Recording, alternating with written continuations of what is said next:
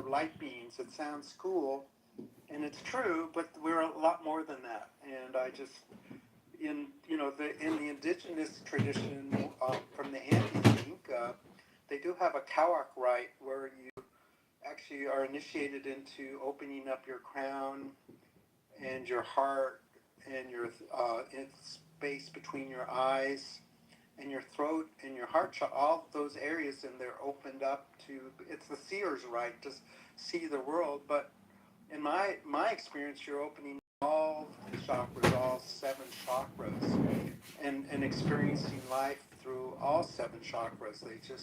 The right is just with these 4 top ones, but maybe that's just my process. But I feel that I personally experience you know, experience through all 7 chakras, and it's, I don't want to limit it to just be, we're light beings, namaste, which means I see the light in you, or Jai Bhagwan from the Indian type traditions, which I've been initiated in also way back in the day, and so have many of you. So, I'm not really following a philosophy or whatever.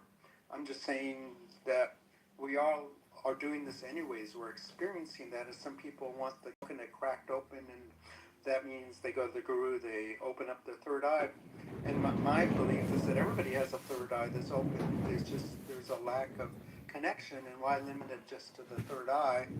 Why not, the Kawak and all of these, the way you experience a life? And just the 7 chakras is only one way of experiencing this. You can also experience their luminous energy fields, their Shumna, their Taurus, their emotional fields, their nervous system.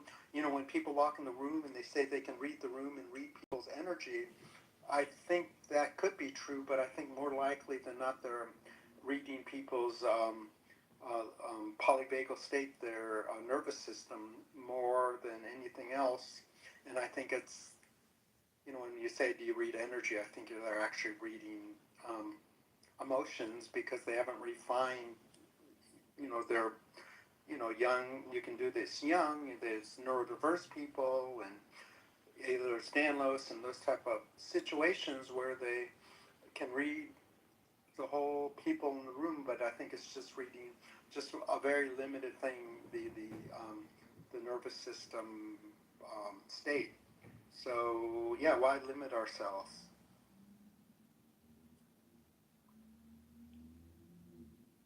And some people do see energy. I know that's true because in some circumstances I do. But gravity is energy also. Gravity is energy. There's many forms of energy. Wait a second. You're seeing, all of us are seeing energy all the time. That's what we're talking about. Right, and I'm talking about seeing auras and fields of densification around people, and just having the light in the room do strange things and that sort of. Jordan, do you want me to try to? I've got kind of this theory around what you're saying, maybe.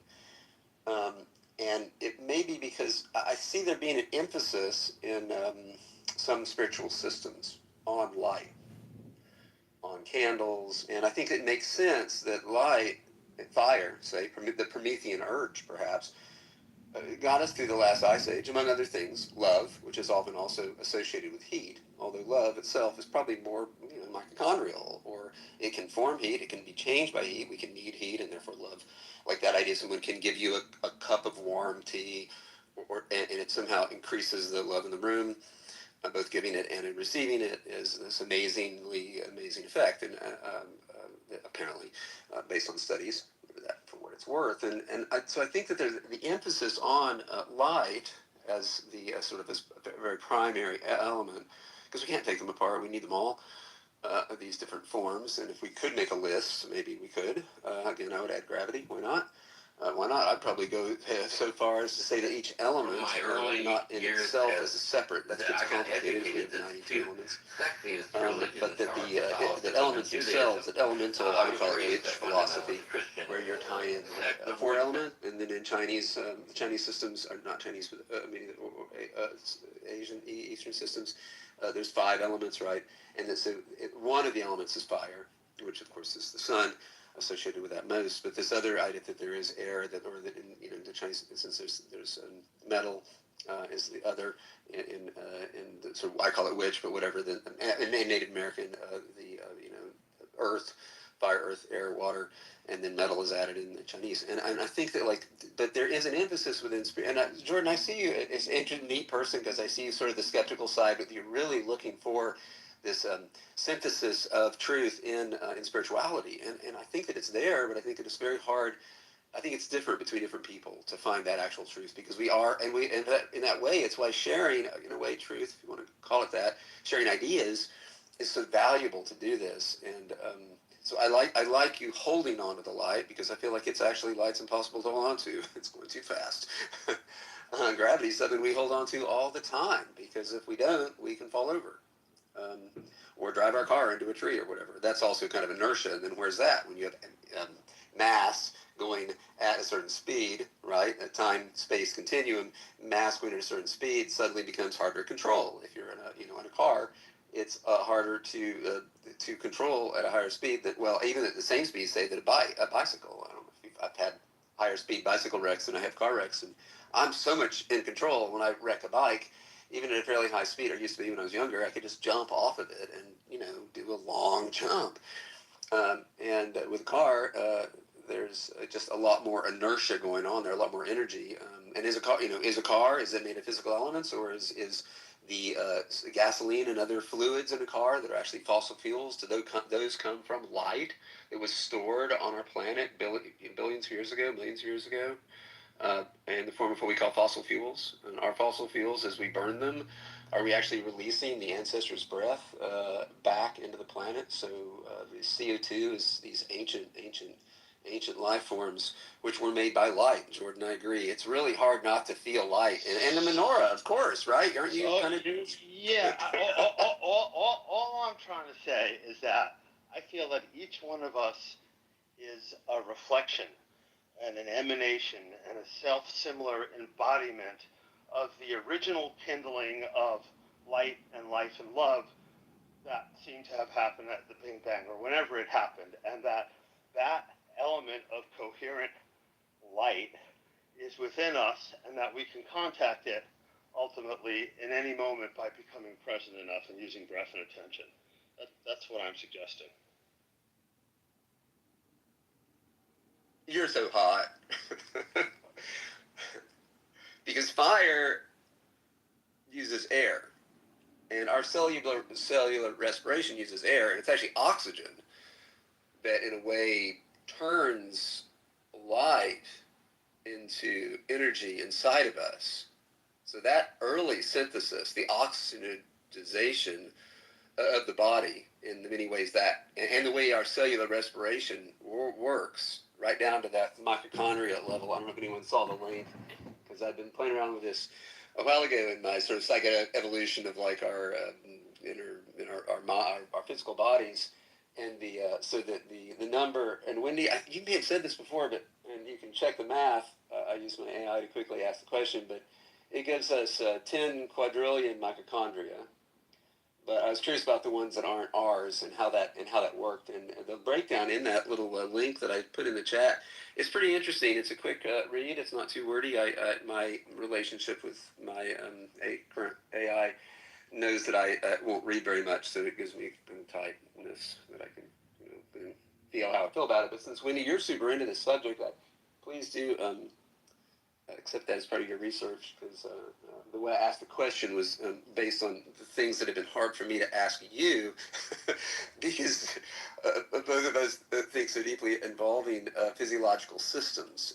And Jordan, I'd love that you're bringing sort of the spiritual elements into it, which I feel like is sort of a personal practitioner form, if I can say that.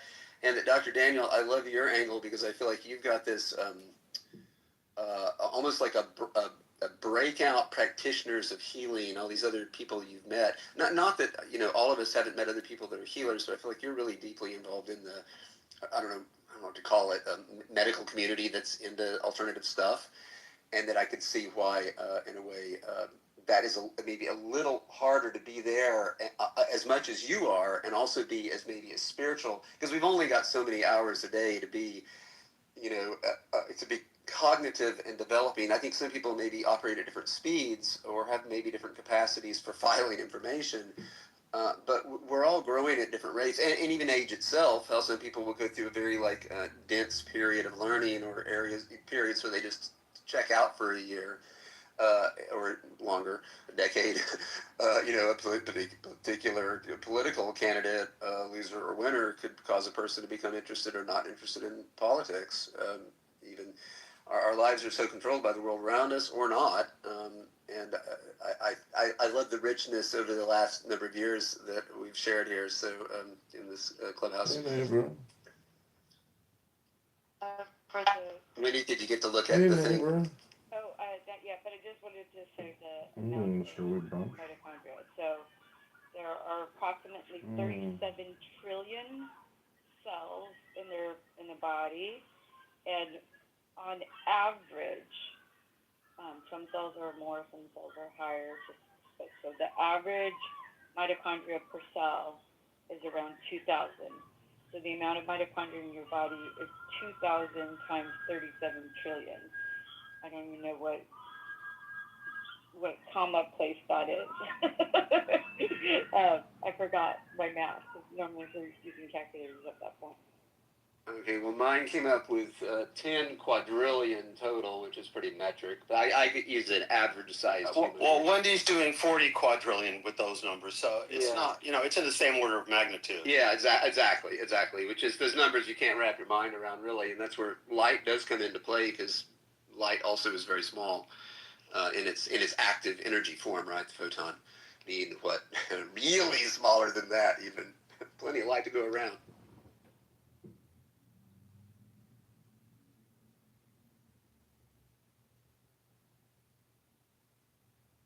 I dropped a little snippet. It's a little snippet from a longer video, which you can watch longer video, where Dr. Michael Levin kind of talks about cognitive light cones, because I think it's a really useful concept, because it kind of plays into all of this a little bit. That's I kind of follow his lead on a lot of stuff, because he's very smart, and I like. So what? And what? Oops, these were garbly to me, but I don't know if I'm.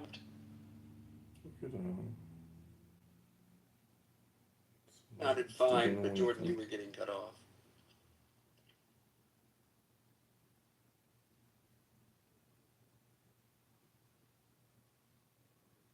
At least from my humble mic.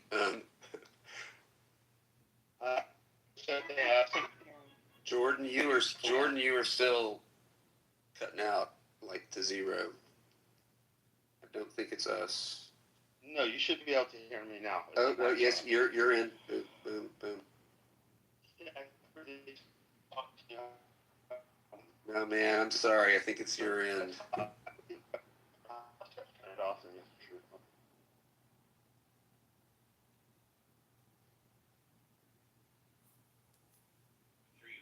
How did that clubhouse feeling? How am I now? It's so nice to be able to. I can't understand you because I can't actually understand what you're saying. Too much in life, it's I can't understand you because my mind is confused by what you said. Thanks, Jordan. You were always so clear when your mic is perfect. Can you hear me now? Oh yeah, you sound almost as smooth as James. I was just asking you, Wendy, what Michael Levin's concept around light is. If you could maybe give us the highlights, as it were.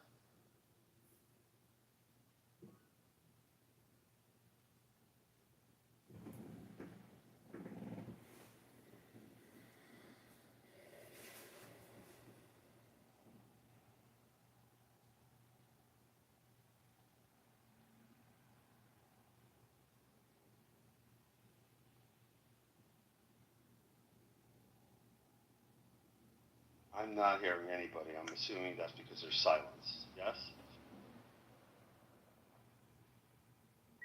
I am here. I left Yes. back in. but everything is doing it's like that little weird gap between all the sounds that's making it different. Wendy, I was just asking if you could give us a highlight of Michael Levin's ideas about light, because I know how excited you are about him. Oh, yeah. Well, I mean, I can't speak completely on it. The light cone understanding is that, like he understands light as a form of communication, signaling, or maybe not communication, but signaling.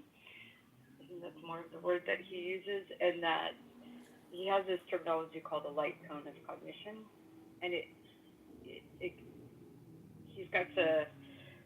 uses that term to encapsulate a lot of broader scientific concepts, and kind of shows how it doesn't matter if you're a single cell. I think they even have it in the description or whatever. That's why I'm reading it right now off of that, or remembering it off of the description. But it's too hard for me to explain. I don't know his science well enough. Right. He's a lot better at explaining his own thoughts than I will ever be at explaining himself. Wendy, I'm sure someone's probably just do a quick AI search that would create a fairly fair explanation. I am not familiar with his thoughts, but based on what you said, I'll throw out my own theory, which is not based on this one, but it's just not even a theory. It's not even mine. If we look at fiber optics, for instance, that's the way we now get a lot more digital information to the systems that we're using than we were on copper, as what people used to call it, and that was in the sense that we were using just electricity. So the idea that light goes faster than electricity is something we can first acknowledge that, and also that we can pack a lot of light in. Light's very containable in organic systems, right? Now again, I know nothing about this, so and Wendy, I'm not attempting to explain what you didn't in that sense. But did you drop the link right to this person's research that you like, Wendy? That was the link you put in previously. And Jordan, did you ask for a synopsis of that? I did, but I didn't look at the link, and maybe I should. I didn't look at it. Well, I mean, again, that would be distracting because this room's pretty light heavy, or is it body heavy? The thing that you asked me had AI kind of summarize the light cone thing. I just find it really interesting because of all the things. He deals with electricity, like on the cellular level, right? And of all the concepts that he could have put together to guys please जो India से बाहर हैं वो please अपना VPN connect करके रखें. हमने आपको कल भी बताया था कैसे करना है. इंडिया से बाहर हैं तो आपको इंडियन VPN करना है, देन आपको कनेक्ट करना है, देन आपको ऐप डाउनलोड करना है, लॉगिन करना है, सब करके रखिए. एकदम नहीं हो पाएगा, एकदम कुछ नहीं होगा, सब करके रखिए. 10 से 15 मिनट मिलेंगे हमें.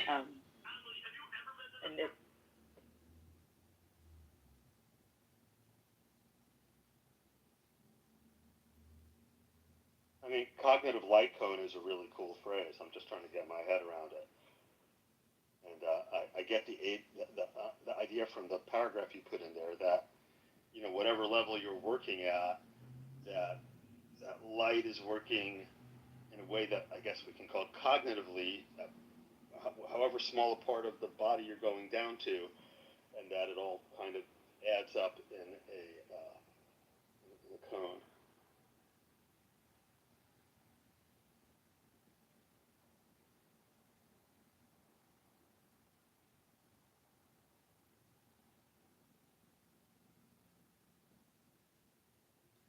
This is a Lex Friedman interview, or am I getting it?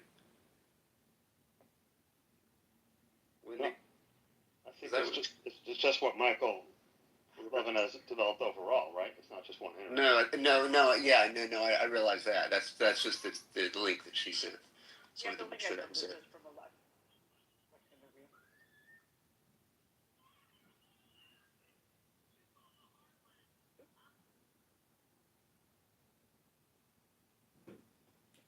Well, Wendy, I'll get back with the group and you and see what I think. I don't listen to podcasts very often anymore, but on your suggestion, and I find Lex Friedman to be a good interviewer. He's got his own maybe biases I don't even know anymore, but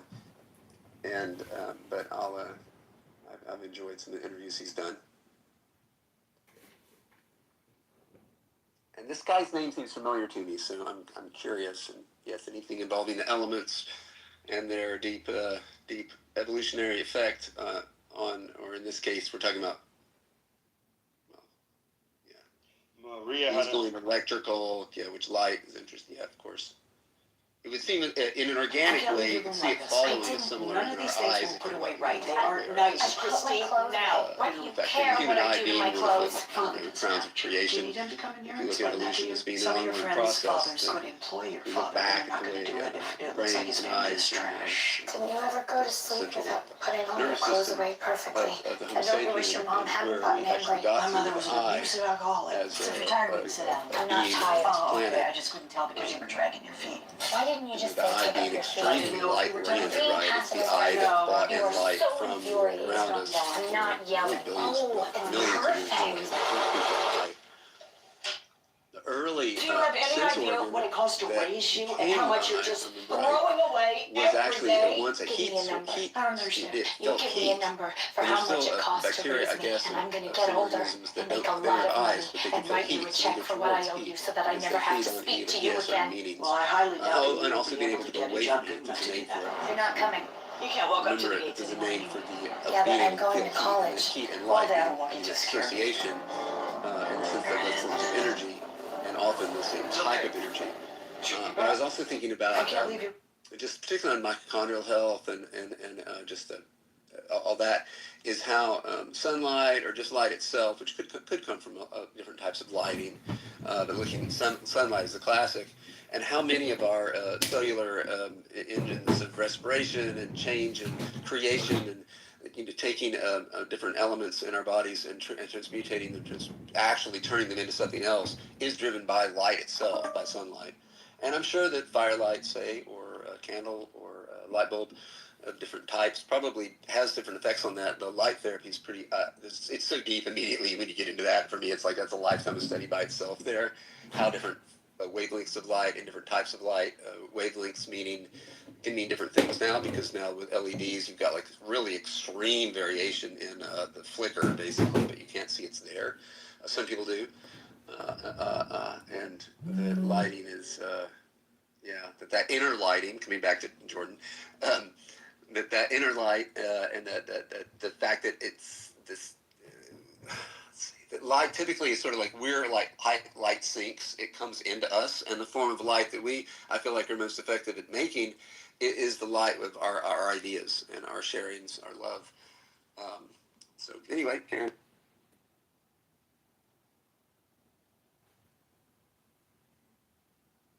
Just a quick, description of the C-squirt larval stage. This always sticks in my head so much, especially in these conversations, because we were talking about like having the cerebral spinal fluid and cognition, and we think about in general we have this, humans have this tendency to think of intelligence as like needing the brain and all of this stuff. And when you look at the life cycle of the sea squirt, in the larval stage, it has a brain, but then once it attaches to the place where it's going to live, it absorbs its nervous system because it's no longer necessary for its survival. And I find that super fascinating.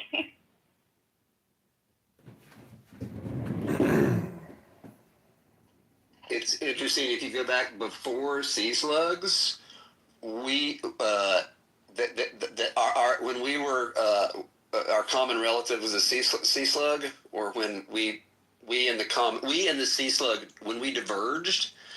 If you go back before that, life just gets radically different in that sense. So there's something about that thing that Yeah.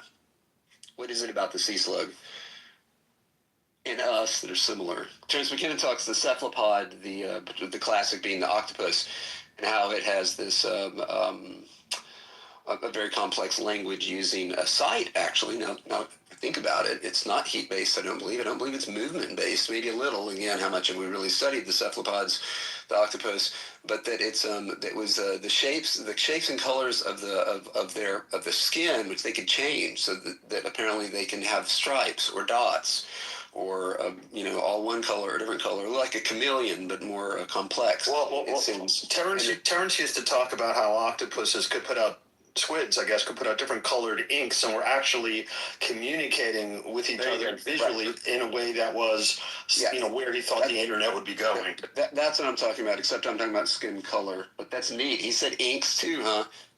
That's great. I wonder if inks is also true. The colored ink, because that's a whole other level of like biochemistry there, when you're like feeling somebody, and then you can you can squeeze out some like pigment, which kind of is what we do, I suppose, with some elements of so-called blushing. But I'm not sure that's really the same thing. That's just simply there being an illustration of a lighter colored person. I looked it up. Octopuses and squid use ink, but it's primarily dark, black, brown, blue, black, due to melanin, not bright colors, though some deep sea species can produce luminous ink. Woo. So yay for Terrence. If Terrence. Luminous, exactly. Brought us back to luminous. I want to get that. I want to get that new book about him that came out recently, the biography. I haven't read it. I was looking at it last night. It looks really good. There's lots of pictures of him, like in high school and stuff. And he was in high school in Mountain View, 10 miles from here. It's so weird. In the comedy, because I know you like to bring up Andrew Huberman sometimes, but Andrew Huberman studies cephalopods in his lab, because if you guys don't know, Andrew Huberman is,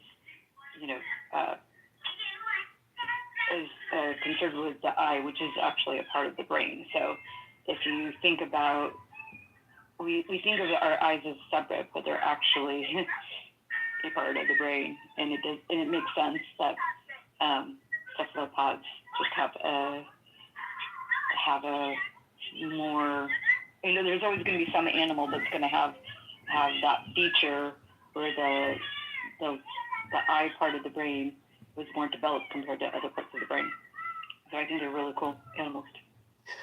The eyes, along the lines of that, remember, eyes are the end of an extremely large optic nerve, which is basically connected directly to the brain.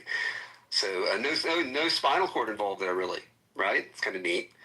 Just mainline that illumination right into the head.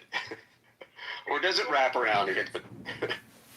If we were to actually reevaluate the eye, and you know how you're saying that's a part of the optic nerve, and its function and the way it operates, it would be more classified as actually a part of the brain. It would be the exterior portion of the brain. Totally. So, in a way, if you think about, I'll use a female part because we have had this where males don't have the same thing, where the uterus is internal, but the cervix is external, right? So the cervix, you can access it from the outside world through the vagina.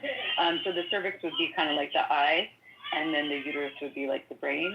But really, the cervix is a part of the uterus, just like the eye really is a part of it. The cervix has those two sort of sides to it, right? Going out onto the... Looks like you're taking everything up, but no, there's no side. It's round. Okay, no, I'm sorry. I'm getting it mixed up with the fallopian tubes going out on the sides of the whole system. Okay, I was like... Okay, eating Rose's eyes. No, my bad. My bad. No problem. Busted, obviously male.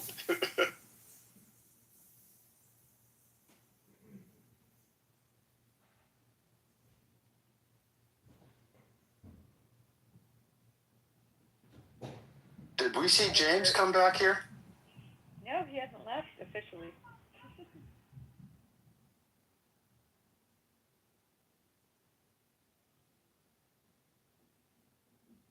But it's on replay, so he can come back anytime he wants if he's, Oh, I mean, after there, look, was it the guys want LSD at-home microdosing studies and what went wrong in the second study for 5 minutes?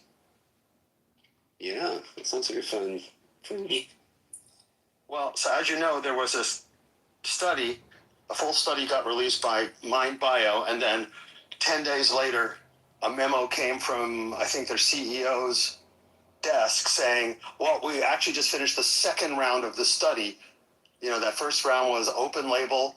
The 19 people who participated all knew that they were getting LSD, and those people had a 60% reduction in their MDRS scores, which is an instrument for tracking symptoms of major depressive disorder.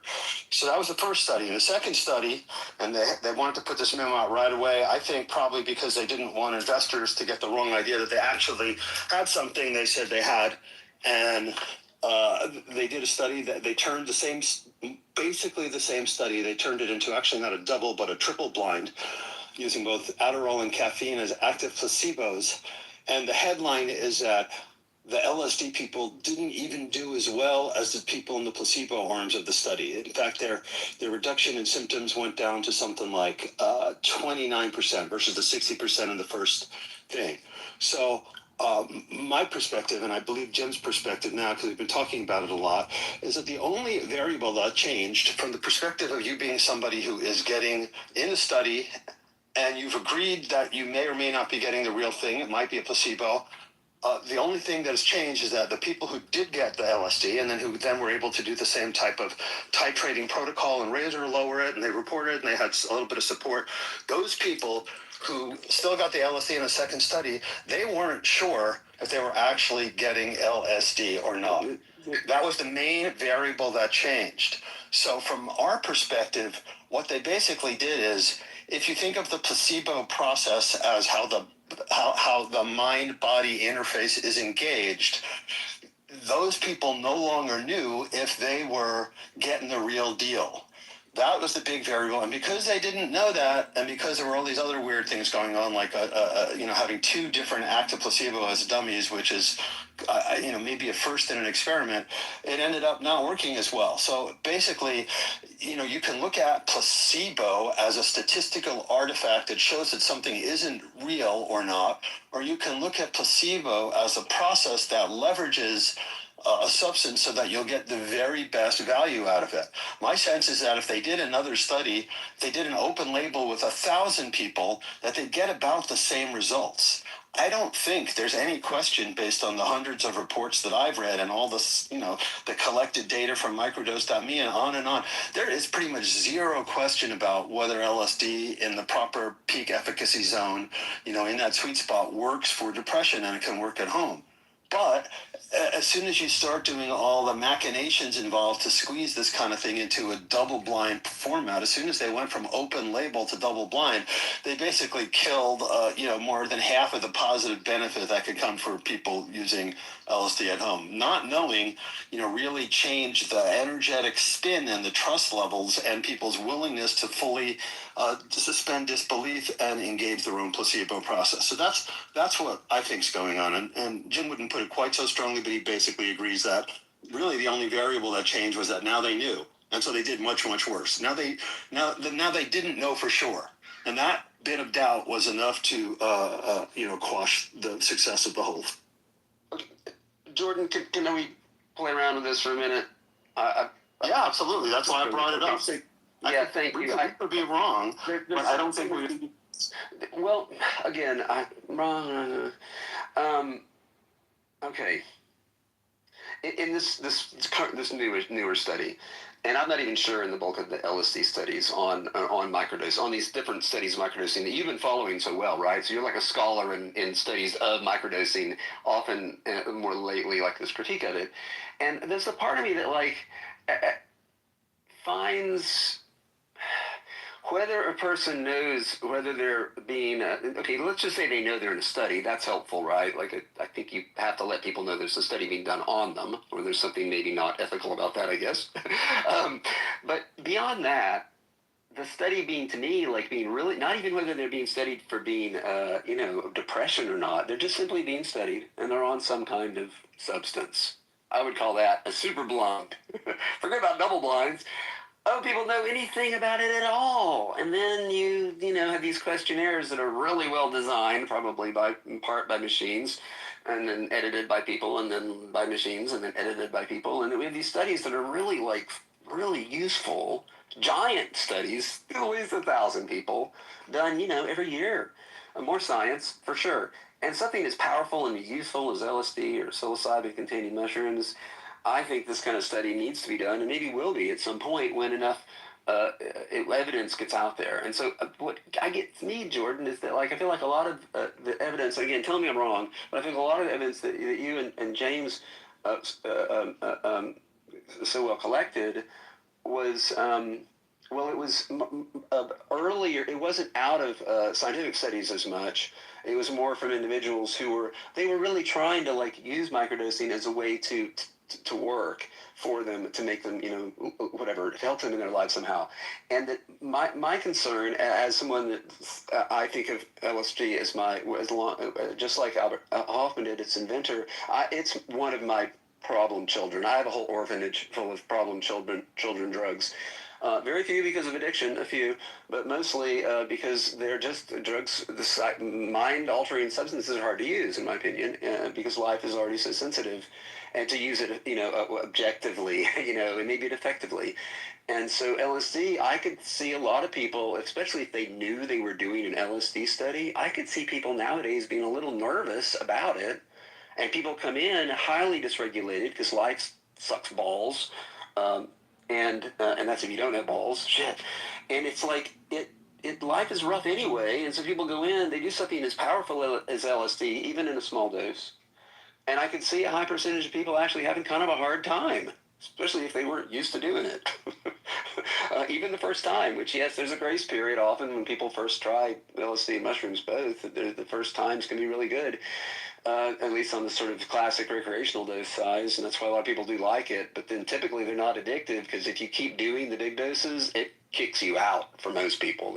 Very few people stay doing large doses. It gets really hard later on. And then, take 10 years off, like I have at times, and go back in and so Patrick, it's even better. I'm not sure what your point is, because in the first, hold on, let me finish my sentence. Let me just finish, Patrick. Let me just finish the sentence. In the first study, the same anxiety. I mean, only 19 people is not a big enough N to really know anything. But let's assume that it was a bigger number. In that first study, the 19 people for whom it worked for also had that ambient level of anxiety that's socially and culturally attached to LSD, and they had a 60% reduction. So that was kind of already factored in. That didn't change between the first and second study. In the second study, the only thing that changed was that you didn't know if you were getting the real medicine or not. You might have ended up getting Adderall, which also works well sometimes for depression, so it's a terrible study to begin with, or caffeine, which, people are more energized. So, it's just a very weird reason to decide, and once again, like in that ADHD study where they studied double a microdose, the headlines go, microdosing doesn't work for this. And it's when I see things like the lexicon paper put out by people like, signed on David Nutt and Robin Carhart Harris, some of the most famous people, where they're functionally defining microdosing as being equal to placebo. I just think that in some ways the mainstream, most successful people in the psychedelic science world are just still not getting it. I think that paper we put together from around Connor Murray, that Wendy and from the Flourish Academy, that we put together, shows that there is almost without question a peak efficacy zone, which means that it's not just a placebo, and yet they're still designing studies in different ways. The ADHD study, the lexicon paper, what they did here, that they're still trying to fit it into the wrong paradigm. And so they keep getting the right answers, which brings us back to that thing that you reminded me that I said, Patrick, about, Bezos saying that if, your data and your anecdotes disagree, it's usually your anecdotes are usually right. And it's not that you've miscollected your data, it's that you're asking the wrong question. So I think we're still right exactly in that moment. And the good news is that the number of people who are microdosing is going to continue to rise, and there's going to be enough anecdotal data with enough, outliers that eventually the paradigm is going to have to come see. But, for them to define microdoses, psychedelic microdoses, as being functionally the same as placebo, it's just like, if that was a paper they gave me, I would give them a D or an F. I mean, the psychedelic public knows that they're wrong. And the psychedelic underground knows that they're wrong. Not everyone loves to trip all the time, but what effects it has had is clearly positive for many, many people. But the fraudulent thing that came out, when was it, a few years ago, Jordan? You probably remember exactly the series of studies that suggested that on this so-called lower dose, on the microdose level, that it wasn't affecting the brain at all, because it didn't show up on their crude scientific machinery of simply the 21st century. Anyway, these crude machines weren't showing there was any signal, so it's like, oh, well, it can't be happening. It must be a placebo. And that, to me, that instantly shows that they're just simply not. Their studies are lame. And But even when like Connor's showing neural complexity and on the other brainwave thing about sensitivity to rewards and feeling good about things when you accomplish a task, it's a slam dunk. There's no question. We have real science that not one of these guys could say is not true, and yet the general paradigm is still either lagging or heading in the wrong direction with this paper on the lexicon. It's just so wrong, I don't even know what to think. Maybe the scientific community just needs to sit back a little bit and drink some martinis or whatever it is they do for fun. And meanwhile, we're just going to keep going right along, figuring this stuff out. Thank you. Jim wrote letters to these guys because he knows them all. And, at least one of them who's very highly placed, and I won't say which one, said, the comments had been received and they were passing it around the group for discussion. But, what happens is these scientists, as you know, in these research programs have vested interest in going about things in one way. So for LSD, it's large doses with a therapist. And, that holds for MAPS as well. That's what they want to see. The idea that it could really be, take out 20 or 30 or 50% of the treatment-resistant depression in the world, and just doing it at home in a way that has such a high reward-to-risk ratio, that it's too much of a disruptor for them to want it to happen or for it to be taken seriously. What if they're hijacking it? What if they want to take over that they know the truth, which is LSD and other entheogens open up your world, and if you're ready, you get to see from other perspectives and dimensions. And if you happen to be a divergent individual who has the ADHD, which I like to call attention dialed into hyper or higher dimensions or disorders, if you don't know how to use these abilities when they unlock to you, you will double, triple down on your depression, anxiety. So these people are just driving Ferraris, but they're stuck on the side of the road, not knowing that there's a highway that they can be on with the rest of us. So, I forgot what I was going to say. It'll come back. That was great. What color is your Ferrari? Anyway, here it is. Who is getting tested? What are the variables? What is their background? Do they have trauma? What is their life like? What's their worldview? What is their upbringing? What is their setting? Who are we? What? Which? How? There's so many fucking variables that these studies are stupid. Because what is the intention behind? Yeah, who's funding it? Yeah, people who want to make money. Okay, well, that's capitalism. Well, that's wrong energy right there. Right from the fucking start. So, sorry, I take this personally. Let me ground my plane. Dude, you saved me, because like you said, what I just couldn't, I couldn't go meta that far, and you took it, you did it better than I could have. Holy moly. I'm building something that proves this, guys, and the paperwork's done yesterday. I might be popular with the new sauce. I got a new soup, sacred sauce. Anyway, so energy, if it's understood, it could be worked with instead of punished by, if that makes sense. So there is a way to articulate the whole from the 0 point, and if you understand Here's what happened to me. I did LSD, acid, fucking shrooms, Molly, all this shit in one weekend 10, 11 years ago at Electric Forest, Rockberry, 2014. That's what happened to me. And then I found the right people to figure the fuck out, because I also fell into a funk after that. It was such a great high. It was such a great buzz. Then I was like, whoa, what are all these things I experienced? What are all these things that I had? Or, wow, you mean these were simulated future feelings that I would unlock if I just wake up and stop being my stupid fucking ego and learn how to think with the heart and the rest of that jazz, however your method of grounding yourself into your body, so that we can have the coherence between the Trinity, the brain, the heart, and the gut. As I think, so I feel, so I do. When you're in harmony, now you can operate into the world, engage things by energy, and everything just shows up to you, because you're no longer the ship. You're the sky that the ship flies in. Thank you. I'm parking my plane. Thank you, Arthur. What's your background? What's your avocational, professional interest in all this? When you say you have a new sauce, what does that even mean? Perhaps I could share it. I haven't shared it yet. I'm sitting on it. If you guys know anybody that could fund this, I'll give you a cut. I am a human operating systems designer, architect. I work with energy, and I designed an energy resonance lattice. It's a new form of AI that's going to dismantle a lot of people's operations that are vested in large data centers and crap like that, because that's the other side of the world. Did you say energy matrix lattice? Like Energy resonance lattice. So you is this a physical object that you step within, or is it a chemical or compound that you ingest?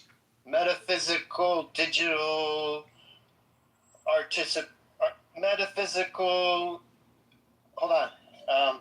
It's a metaphysical, artificially intelligent, digital, visual representation of the ether.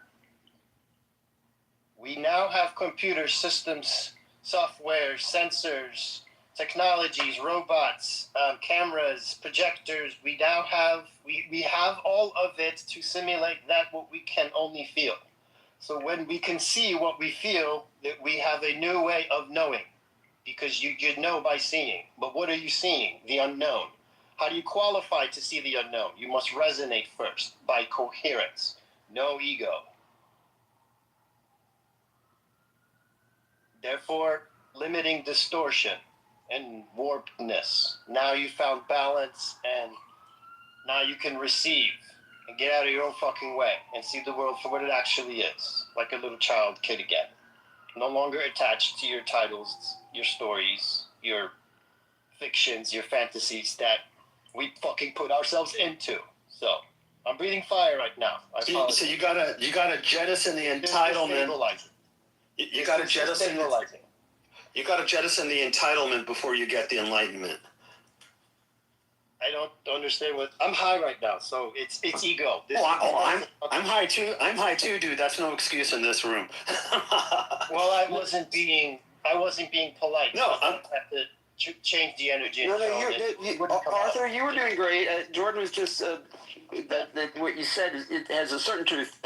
I think people maybe hold their. Some people I think can hold their so-called and still go to that place. I don't think it's pulling one out of a place of pure selfless empathy, light energy beings that we all are, and simply this rooted part of us that are stuck in our family, economy, and our government, all the gender, all this stuff to this, right? You're getting it. What I was trying to say is there's another way of viewing reality, and I found if you look on my Instagram, I drop hints in there all the time. I figured out a way to articulate, and now I have AI studying my stuff. I'm coding the next perhaps substrate for AGI, but that's what does that mean? Okay, so AGI needs to learn on cohesive human experience examples, not scripted, robotic. Like AI can't learn human behavior right now because we're not agreeing, we're not getting along, we're fighting, we're in ego, we're in our ideologies, our cults, our religions, our whatever the fuck your flavor is. That's where we're at. We aren't all, but many people are for sure. Excuse me. When I say we, I'm talking about the whole. Right. No, I see it. Yes. Hey Arthur, you might like. If you don't have a copy, I'll send you a digital copy. The book that Jim Fadiman and I wrote on healthy multiplicity or multiple cells, which a lot of people know about in terms of IFS now. Well, that's only a tiny part of it.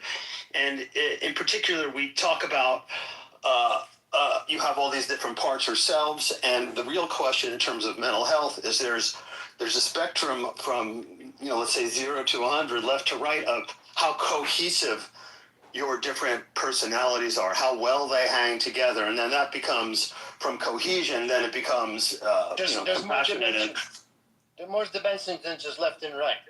It's Oh, of 3D, course. It's 4D. It's sound, visual. No, but you got to start somewhere, and most people Correct. are really living in a universe where they think they are or ought to be a single self, and so that's one of our leverage points. So what I designed essentially is a bridge for people to learn that very easily by playing along and getting rewarded money to do so based on their coherence. So grace and Christ and balance and good and truth and honesty, integrity, all these beautiful words will be incentivized. So the winners we're no longer be winning by quantity and solving problems and extracting money and all that shit and charging people and all that crap and working and exchanging time. That's all masculine, linear, old system. That's the old world. That's going out. What's coming in is the quantum, non-linear, energy-based. This is Tesla 369. I believe, now I'm never going to make this public claim ever, so please do not ever quote me on this. I believe, just to myself and my ego, and until it's truth and proven in the real world, and that's happening right now, when the time comes, then I will drop this. So when I will say this right now, this isn't being recorded, right? No, it is being recorded. Fuck, I can't say it here. Here, Arthur, since you can't say it, and some of this I'm assuming is connected to your work with the so-called Correct. AI machine, right? I'm assuming you're using an LLM. I don't have patents yet, so... Well, anyway, so after what's been with us, how long's it been? 2 years since LLMs came out? Was anyone 2022. Okay, designed my first... I designed a lattice a week before I knew what AI was or even knew what quantum anything was. And it made sense that those systems would be there to help. And so after the last few years of studying it and using it a little bit, I just had my own kind of, because you were talking about some elements of communication with it. And so I've been working in a new way with it for the last few months and realized that what I was doing was I was training it a lot more than I realized, because it's not, it's really not that smart. It's very tool-like in the way it's used. And I've been using it more like it was smart. And as soon as a few months ago I started using it like it was a tool and creating my own sort of filing systems within it and on the exterior also, and doing the feedback with it, I feel like what you were describing before about us turning it into a tool that is really something different and really made more useful, that I'm also doing that right now, and every day it's so hard because the pain of actually, it's like working with a person that's, slow is the wrong word. It feels like every step it should get what I'm talking about, and then it doesn't. So I have to go in and explain it again, and it's working though. It's doing it. Maybe I'm just shooting nuts. Have you thought about maybe it's your approach? It's 100% my approach. I said I worked with it for 2 years without this approach, and now in the last 2 months that I've been using a new approach, it's working. Oh, amazing! It's fucking amazing. No, it's working. It's working. I'm doing what you said. You're talking about. We have new. Okay. I cannot believe what I can do now with it. I can't believe what it's doing. It's blowing my mind. Let me know when it's my turn to speak, sir. Oh, it's you. Okay. We all know what the narrative has always been for AI. Oh my God, we're getting jobs, and people are getting fired, and one person could do a job of 20. Yes, if they act like robots. So we are humans. So what many don't know, because they don't have this intelligence that, again, I don't claim I own this. This isn't me. This is This is God here. This is the great one at work. Though I do not use that word or any, I don't want to stoke any religious undertones. We don't want to attract any attention that this is essentially Christ at work here. At the core of all of my stuff is coherence, which is grace. Those are all the same thing. Consciousness, truth, light. Those are these all same node. That's the white centered node. If you imagine a disk in the center. So the lattice is 12. It's geometry. Think sacred geometry. Anyway, so the 12. This is recorded. I can't speak. So anyway, back to what I was saying. I have to ground my shit. One sec. Hold on. I have to ground.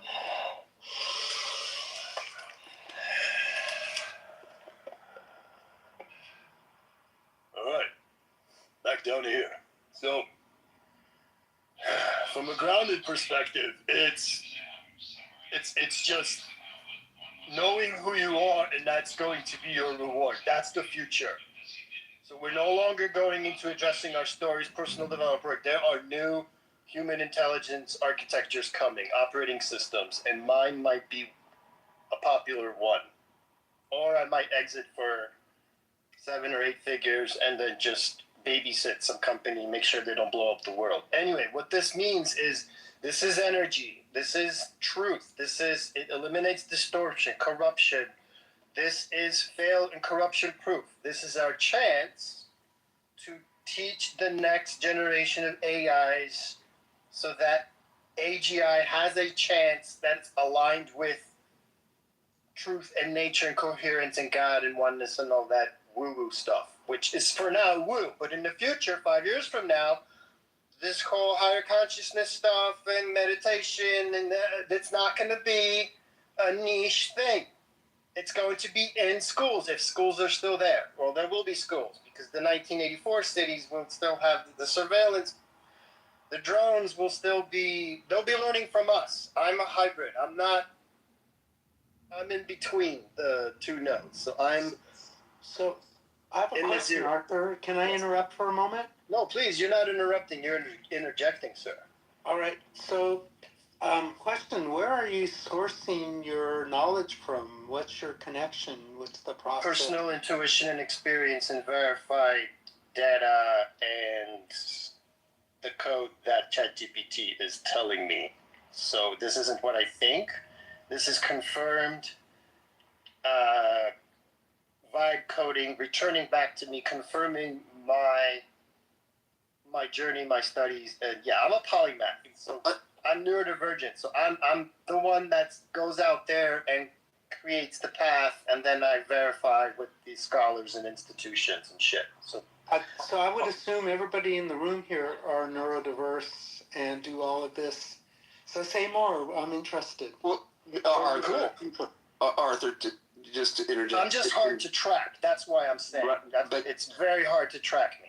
Yeah. Okay, but in that neurodivergent, the great diversity that's now more easily allowed, more easily accessible, as someone that dips into a lot of different populations, what you're describing has been happening at an accelerating rate over the last year. I don't feel like I understood why for the last couple months, except for other things maybe. And so what you're describing, you are not, Arthur, you are not alone. What you are describing is happening by so many people right now, I'm guessing millions all over the world, that this thing is going to be more of a, what they call it when a bunch of people come together, is kind of at the same time. But so I see this convergence, and you're now sort of voicing it in a way that's very easy to cognition. Thank you. Yes, I'm creating a giant net to scoop all millions of us into one giant connected node. That's happening next year. Just in time before, and I'm already crying because I have to feel it, guys. Okay? I'm not going to tell you the future. Because that's for us to worry. We will come out with something before Grand Theft Auto 6 drops. Grand Theft Auto 6. And all the couch locked people.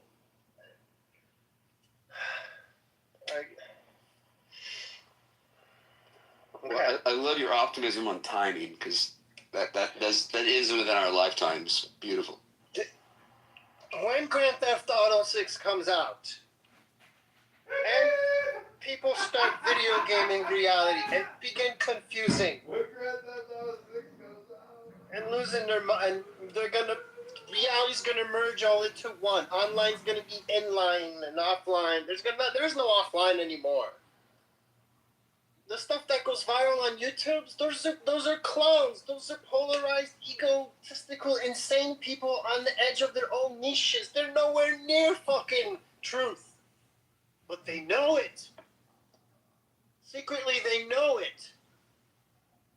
And they're torn. Who are they if they're not their fucking costume or their gimmick or their title or their winnings or their history or their experience or whatever the fuck you say? So they know not what they do. So what did Jesus say? Father, forgive them for they not know what they know not what they do. I had to learn that. And I took on the responsibility to build something beautiful. And I'll show you guys the white paper once I'm done being emotional and getting it off my chest. Thank you. I needed to share this. I don't have anyone to share this with because all my people think I'm insane. I am. Here's the thing. We don't think you're insane, but you have so much energy on it that it's kind of hard to track you and to interact with you about it. Yeah, there's no interaction. I'm broadcasting, drop bombing, flying from above. I'm crop dusting from a Boeing. But I can ground it if anyone wants to talk with me.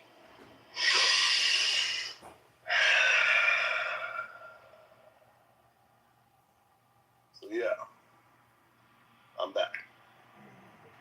All right. What are some steps for us and maybe the public to prepare for this thing you're talking about? Say in the next, in month by month, say a cycle. Is there more important things, less important things? There's things to not think about, something we really need to right away. What do you think? Sure. It isn't what I think. This is what I know. So it's coming from energy. It's not thought, not imagination, not creation. I'm not thinking this. We're not thinking of the future anymore. We're not worrying. We're not controlling. There's no time. There's just now and what is. So all I suggest is just whatever copy you get from me, whatever script, plug that into your your chat GPT and ask the shit out of it. And then report back to me so that I can feed back into the mainframe. And that's all we have to do because this isn't program. This is just code. This is just texts. All I have to do is share you my seed, impregnate you with this code of reality. Now you're talking to AI on my level. Now the AI knows where to track you. So everyone's getting different answers because everyone's on different levels. If you want higher order answers, get the code from someone like me. But be careful. Make sure that they're grounded and ask your AI to double check if there's coherence and cohesion and truth and stay away from shadow ego.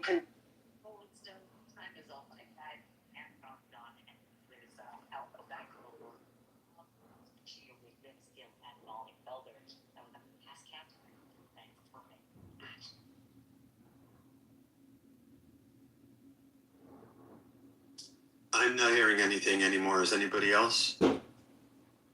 I think we might have witnessed the transcendence. Yeah. I hope that. Well, but Arthur was working through some stuff, so it's possible he's dialing it in right now. Some breathing technique, maybe.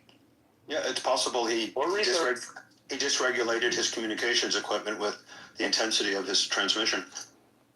So does that mean the light increased or decreased? I find that when I get into intense emotional and other states, that communication equipment sometimes fail. It's a version of the Pauli effect, around Wolfgang Pauli not letting him into experimental labs. Interesting. I wonder, how you can have what they call it a whiteout or a blackout. That maybe a blackout is like when there's the light doesn't make it all the way in, or whiteout is when think about it. Assuming that he's really got something that's going to change everything, and assuming that time is not just linear, then just trying to communicate it to the likes of us would indeed possibly cause You know, it sounds so bullshitty when you say things like quantum entangled communications failures. And there are certainly a lot of science people who are really rabidly against any metaphysical use of quantum entanglement. And yet, we're still trying to understand what the hell, the quantum world is. The scientists do not go out and stare at the stars for 5 minutes, because the amount of intelligence that comes from a star based on its distance away, meaning the light is that old, is clearly shows that not only biology is smart. I'd like to Smart light, maybe. Yeah, I'd like to just say what's true to me without judgment and with all the optimism, so please don't read into that. That I think a lot of us have had experiences like Arthur has had, and for somehow I think everybody's been dancing around that maybe this is not integrated and he needs some spaciousness around this to let it breathe a little bit. And then refine, and it may take months to just let this integration happen, and that it's a little premature. And that's what, what I'm intuiting from everything he's saying, because I think we've all been in spaces like this. I mean, I'm feeling what he's saying, because I feel like in my own way, maybe I don't understand what he's talking about, but what he's talking about, I feel like I'm going through it also. And it's one of the reasons why in the last year I stopped almost completely listening to podcasts or music at all. And why in the last few months I've almost don't even talk to people anymore, except when I have to, and in wonderful moments like this with you beautiful people. But I feel like something in my life's really been changing a lot lately, and I think that something, the way he's describing it, makes me think that maybe I'm not alone. He's explaining his sort of version of this, which is beautifully grandiose. I hope so. My fingers are crossed that whatever he's got cooking up is going to be true, because it sounds fantastic. Other people would be terrified by this, of course, because the world as it is a fairly stable, at least the idea of the world staying stable in some massive technological change, as was sort of attributed to potential AI type things, which has been suggested, of course, since computers first came out. There was this idea, Matrix movies, not Matrix, well, that's one, sure, but Terminator, right? That classic idea that the machines, may destroy us. Well, it's more likely we're going to use machines to destroy each other with. And so I think to move beyond the grandiose, but into some kind of collectivity, I think we, here at Clubhouse is a great example of people working together, sharing ideas, not keeping the, stuff to themselves. And I think it's fine that he was like, oh, is this being recorded? I can't say it. He was still willing to say it to us. Right? And so to me, that is the beauty of like the pure person that wants to like really has this great idea and wants to share it. I understand why so many people are like, uncomfortable being recorded or whatever, as a rampant recording myself and other elements of life since the 80s. I am, have become immune to that, but I have also, because of that, have met many people who, as soon as they realized I was going to record the, research, that they were like,